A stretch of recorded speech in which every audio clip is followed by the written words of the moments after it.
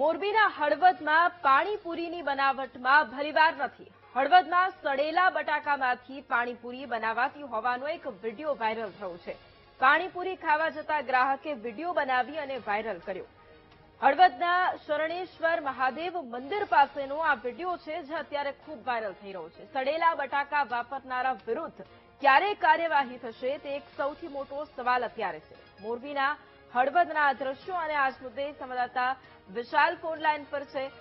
વિશાલ, મોરબીના હળવદમાં પાણીપુરીની બનાવટનો આજે વિડીયો સામે આવ્યો. સડેલા બટાકા દેખાઈ રહ્યા છે. આ વિડીયો ક્યાંનો છે અને તેને લઈને શું અત્યારે કાર્યવાહી કરાઈ છે? જી વિશાલ. મંદિર આવેલું છે, અહીંયા લોકો દર્શનાર્થે આવતા હોય અને ત્યાં સામે પાણીપુરીની લારી આવેલી છે, ત્યાં લોકો પાણીપુરી ખાવા જતા હોય. પરંતુ આ પાણીપુરીના લારી ધારક પાસે સડેલા બટેકાનો જાગૃત નાગરિકે વિડીયો વાયરલ કર્યો છે. ગ્રાહકનું એવું પણ કહેવું છે કે ત્યારે કીધું ભાઈ બટેકા ખરાબ છે, પરંતુ લારીવાળો ટ્રસ્ટનો મત ન થયો ત્યારે જાગૃત નાગરિકે વિડીયો વાયરલ કર્યો છે. સવાલ અહીંયા એ છે કે જે ફૂડ એન્ડ ડ્રગ્સ વિભાગ છે તેના દ્વારા કોઈ પણ પ્રકારની તપાસ હાથ ધરાતી નથી.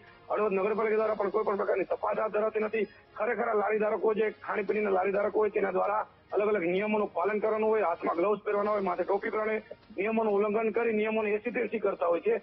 પરંતુ લોકોના આરોગ્ય સાથે સીધા ચેડા છે, આમાં લોકોના જીવ પણ જઈ શકતા હોય છે. ત્યારે તંત્ર ખરેખર જાગશે કે કેમ, અને જાગ્યા બાદ આવી લારીનું સઘન ચેકિંગ હાથ ધરવી જરૂરી છે. ચેકિંગ કર્યા બાદ આવા ઇસમોની કડકમાં કડક કાર્યવાહી થાય તે ખૂબ જરૂરી બનશે. વૈભવી. બિલકુલ, આભાર વિશાલ તમામ જાણકારી માટે.